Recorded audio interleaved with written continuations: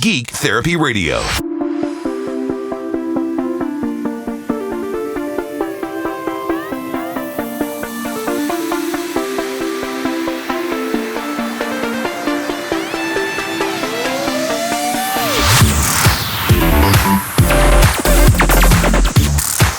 Welcome to the Geek Therapy Radio podcast. I am releasing this I'm recording this a little bit early.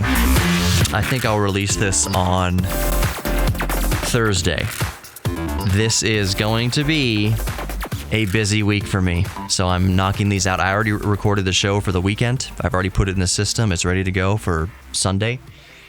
But the podcast, because I like to include at least one extra podcast in the middle, I'm recording now, and I don't know how long this is going to be. It's probably not going to be that long, in all honesty. But I'm recording it early, and I will release it on Thursday because by Thursday, by the time this podcast comes out, I will have been a father for possibly just minutes. As of recording, I'm recording on a Monday. Tomorrow, my wife and I are going to the hospital.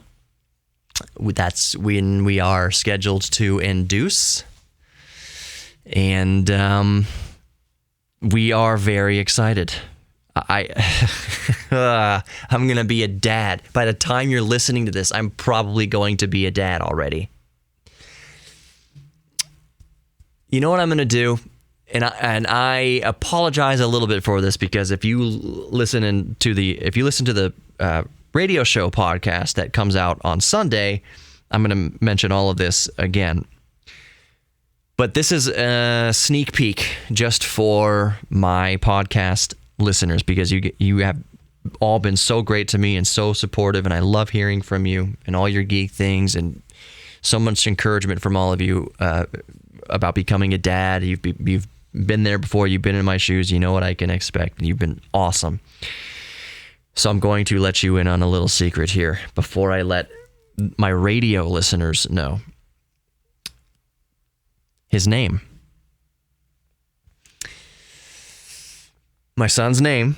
And if you're listening to this podcast, that means everything has gone well and he is in the world. My son's name is Riker Allen Hemberger. See? Doesn't that make sense? So many people were joking that I would name my son after a Street Fighter character. Oh, is his name going to be Ryu or Ryu? No. He's definitely going to be named Marty. You got to name your son Marty. No, it's going to have nothing to do with Back to the Future, but when you learn the name, it's all going to make sense still. So my son's name officially, all my podcast listeners, you get to hear this before it goes out over the radio waves in a few days. Please welcome to the world, Riker Allen Hemberger. He is my number one, my first officer. It all makes sense. Some might say, well, really, Riker's name was William. You should have named him William. Well, I already have an Uncle Bill, and I don't want to name my son William. And it's as simple as that. Riker is much more meaningful. He is my firstborn. He is my number one, and he will be my number one. He will be my first officer. Riker Allen Hemberger.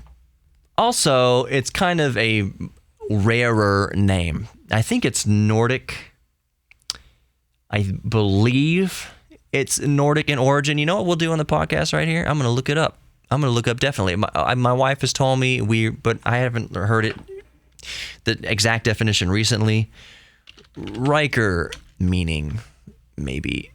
Riker meaning. Let's see what it says. Quick Google search. Strong power. According to Google here, in a website called thebump.com, which I figure means it's like baby bumps and naming. Riker, as a boy's name, is related to the Danish name Riker with a Y in Danish. The meaning of Riker is strong power. And that's exactly what I want my son to be in this world. I want him to be a strong power of love. and compassion and sympathy and grace.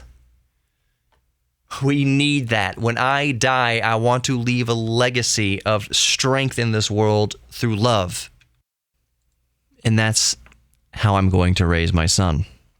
That's who Riker will hopefully be in this world. I can only do my best to raise him. What he actually does in this world, who he ultimately becomes, is up to him, but I'm going to do my best to raise him in the image that I think the world needs.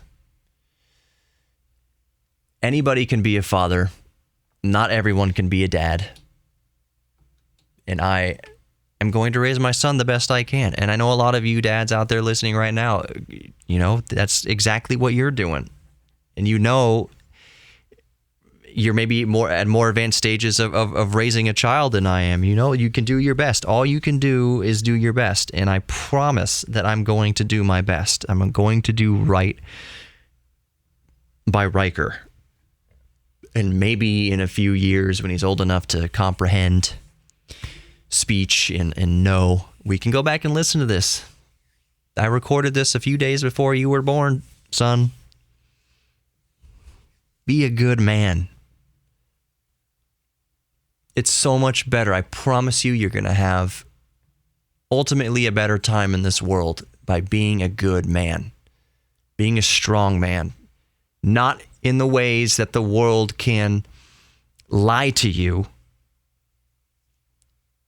in what you should be, but be a good man in the way that really matters, that really changes the world, that people really look to for guidance. That's the kind of man I'm trying to raise you to be. And I will do my best. I will go to my grave raising you to be that man. Don't be a man that people regret meeting. Don't ever get on anybody's radar for being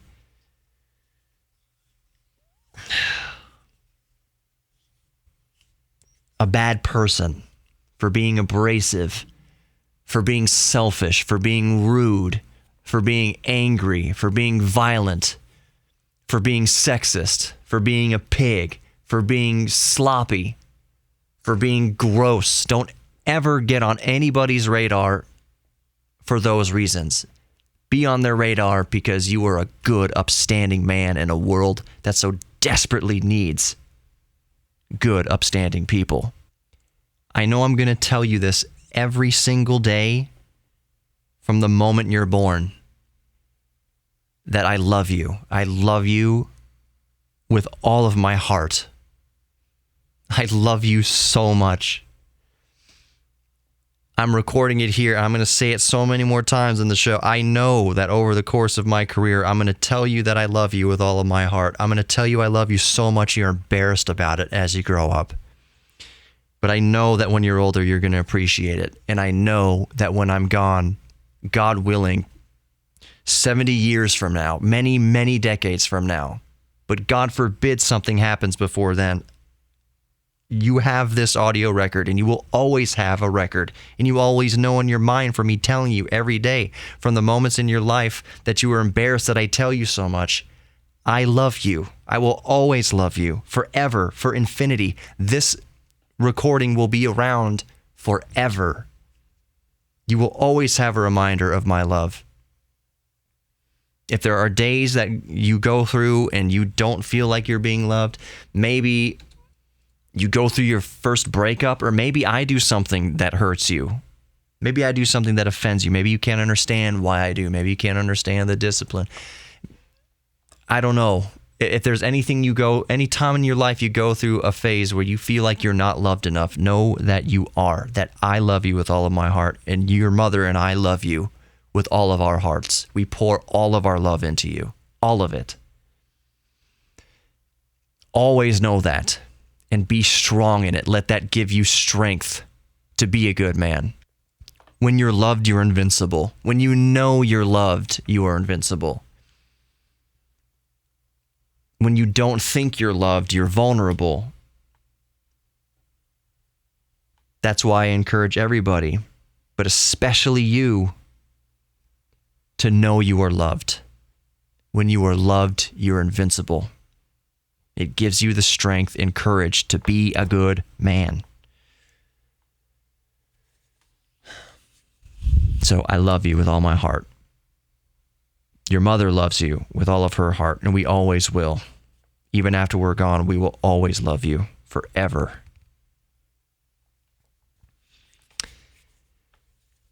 So, moving on from that, son, if you're listening to this in the future, yes, Daddy has a geek radio show, so we're moving on to geeky stuff. Who knows what they'll have in the future? Will they still call it podcasts? Will you be in a pod, listening to podcasts? Will you be in a self-driving, like flying egg-shaped thing and just podding your way around the landscape to and from work? Would you even have to go to work? Is everything just going to be done remotely? Let me remind you, son, when you were born was a very, very crazy time on Earth. A crazy time on Earth. When you were born, there's a presidential election going on when you're born. You were born just a few days before a very important presidential election. But let me tell you a little bit what's going on in the world right now. And I pray to God that we get over this before you start forming lifelong memories. When you were born, we were under what's called a pandemic, which means the whole world is getting infected with the virus, which means the whole world, most of the world, is under a quarantine. It is kind of locked down. We can't visit our friends as much as we used to. We are a very social species, as you know by now, that we like to hang out with each other. We like to go to friends' houses. We like to carpool together. We like to go on road trips together. But right now, when you're born, that's not happening, or it's very reduced. We are a social species who is not allowed to be social right now, and perhaps shouldn't be very social right now to help prevent the spread of this virus. Humanity is taking one for the team by giving up a lot of our social freedoms right now so that the world can heal, so that the population can heal, so that we can get this virus under control. So right now, you were born in a situation where there's not many people going to be allowed in the room when you're born. It's only going to be mommy, daddy, and some doctors. There's not going to be friends and family waiting outside. We're going to have to take you home. I was going to say cold and alone, but you're going to have mommy and I. We're going to take you to the house, and you're going to meet grandma and grandpa. But they won't be at the hospital with us. They have to wait to see you, and people can't be around their loved ones when they pass away. Right now, it's a very sad, difficult time. This is the time you're born, and you are a little seed in this world of darkness now. You're a little flickering flame that I hope will ignite and shed light across the entire world. So it's a crazy time right now. That's where you're being born into. And I know this is back for my listeners. Riker, if you're listening in the future, again, I've got a radio show. I got to talk to listeners. I got to talk to people other than you for a minute. Listeners, podcast listeners, radio listeners, although this is only going to be on the podcast, it's not beyond me that I am going to have a little geek buddy, that he's going to be into all sorts of different things, toys and hobbies and interests, and I'm going to be able to live those out vicariously through him. He'll have a fascination with building Lego. Can I just say Legos? It sounds so weird just to say Lego. Okay, I'll just say Lego. He'll be fascinated by Lego, and we'll go through that phase, which I hope is not just a phase. I hope he has a lifelong appreciation for Lego and building and art and video games and cars. When by the time he gets his driver's license, if that's still a thing, will he go EV or will he choose an ICE vehicle? Will internal combustions be even more rare than electric vehicles? Who knows? But I am excited for the future that I get to live vicariously through my son, It's going to be awesome. It's going to be amazing to plop him down in front of an old 286 computer. Say, this is what Daddy had to use when he was in school. And just to hear the mouth of a babe at what he thinks about an old 12 megahertz processor. That number is not even going to register with his brain. 12 megahertz? We're measuring terahertz now. What is this megahertz? That's not a measurement of speed that has been used in my lifetime. It'll be true. It's all gigahertz. There's some megahertz holdouts out there in the tech world when we're talking about integrated GPUs, the integrated graphics in like very low end Intel processors. When you're talking about, a graphics processor, or like on a Raspberry Pi computer, you're talking about a graphics processing unit that's running at like 600 megahertz. That's overclocked to 700 megahertz. The big boy graphics cards go over 2,000 or 2 gigs now, 2 gigahertz over that. What is the 3090 at? Probably close to 3 gigahertz. We're getting there. If it's not there yet by the time I'm recording, we're getting to 3 gigahertz of graphics processor speed, quick, fast, and in a hurry. We're going to go beyond to 4 gigahertz and 5 gigahertz. It's going to be nuts.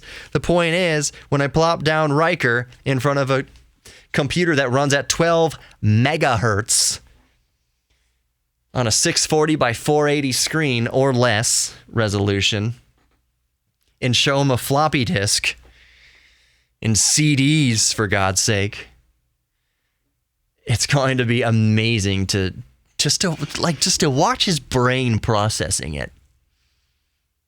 You mean you use this clunky thing? This tablet device, this little glass panel, there's not even a processor in it. It's all on the cloud now. This does everything. All of human knowledge is right here. I'm like, yeah, Riker, let me tell you something. I was alive for that whole transition. There used to be what we called telephones, and they were attached to walls, and they had a cord running out of it into the wall, and you would dial a number to call your grandmother, and it would be called a long distance call, and you were charged for long distance calls, and you had to know the numbers and memorize the numbers or have a pad next to the phone to take messages. There were no texts. You called somebody and told them what you needed, and you would write it down on the other end. I grew up with that, and then we went to cordless phones, which was amazing sorcery, and then we went to cellular phones were being developed, yes, when I was younger. But let me tell you something about having this world of knowledge at your fingertips. We humans don't use it. If anything, the tendency has to become lazier with how we have consumed information. And a lot of us are out there running around with ideas in our brain that we believe are facts, but are actually unsubstantiated. So just having that device in your hand with all the wealth of human knowledge in there, you know what? You're still going to have to be proactive with your intelligence. You're still going to have to be proactive in not becoming ignorant or misinformed. Back before the cell phones, smartphones or smart device, whatever you're calling it nowadays, back before that, if we didn't know something, you had to call somebody with that wired telephone who you thought might know the answer to it, and maybe he might know somebody, and they might know somebody, he knows somebody, she knows somebody, she knows somebody who knows somebody, she knows somebody. That's how you figured out information, or you got your butt up and went to what we used to call a library. It was full of what we used to call books. They were paper and leather, and they smelled really good. And you could hold it in your hand, and it was therapeutic to read, get lost in a world of a book. It was the ultimate virtual reality because your brain made it all up, and it was a wonderful thing. So I'm going to do my best, listeners, to raise my son with that sort of respect for old technology, to keep him grounded, specifically to keep him grounded in reality and appreciate the new technology we do have by showing him the old technology that he doesn't have to use. Doesn't have to wait for a web page to load for 20 minutes. An hour. He doesn't have to download one song overnight. So I can't wait to show him that kind of stuff. I can't wait to, when he's older, he's 18 years old, 16 years old, maybe if he's into cars or something and we're working on the DeLorean, which I don't think he has any choice. I think he's going to be into it just because he's going to be around the DeLorean so much. He's going to appreciate the technology enough. He's going to appreciate the technology enough for it to be meaningful to him. So even though all the rest of the world, and even he and us and we and mother and me and are all driving EVs probably by the time he is of the age to be thinking about driving, he'll know how an internal combustion engine works. And he might be the only kid in his entire school who knows how to drive a manual transmission. It's not like it will be useful. It's not like in the year 2040, or what is it? In the year 2035 or whatever, 2037, 38, whatever he's driving age, 18 years old, 16 years old, whatever. It's not like that by the time he's that age that driving a manual transmission will be any sort of useful skill. It's barely a useful skill right now. You can go your entire life without learning how to drive a manual transmission. But he's going to know, I'm going to teach him so that he's appreciative of the automatic pod that's whisking him around through the sky. That all he has to do is sit back and read a web comic. And I'll tell him, yeah, I lived when Stan Lee was alive. You know Stan Lee as myth. He might become a god to some people. There might be a religion entirely based around Stan Lee. But he was a person that lived. And he was pretty cool. He invented all the comics, a lot of the comics. He was a comic book guru. He invented a lot of the stuff that you love today. Iron Man and X-Men and Spider-Man, all that stuff came from him. And I was alive when he was alive. And I was lucky to be alive when he was alive. Stan Lee was an awesome person. George Lucas, yeah, he invented Star Wars.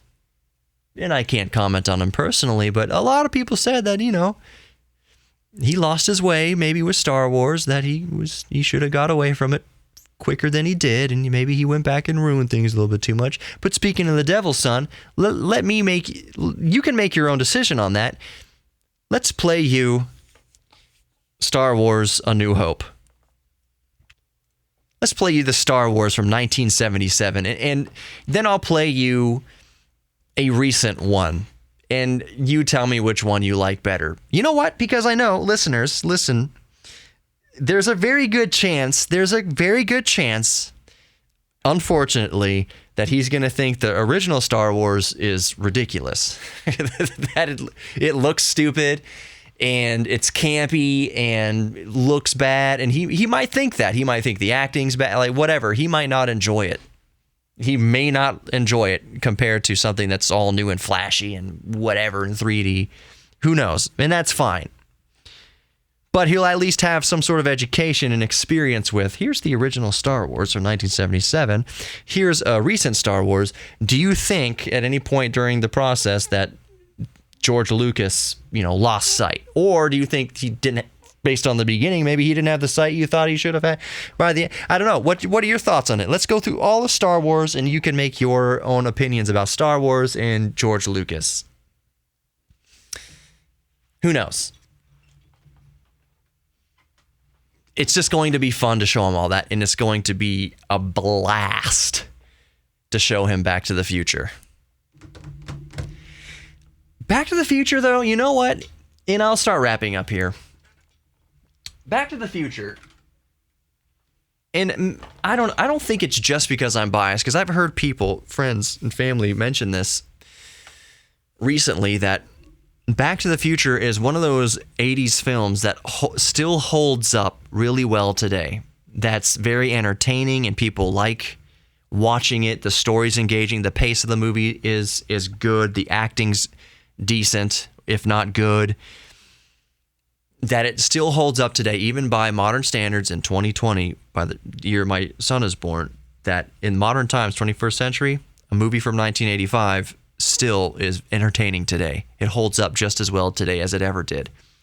Versus, in my opinion, when you go back and watch something like The Goonies is a really good example. The Goonies, we all love The Goonies. I freaking adored The Goonies. It's one of my favorite movies.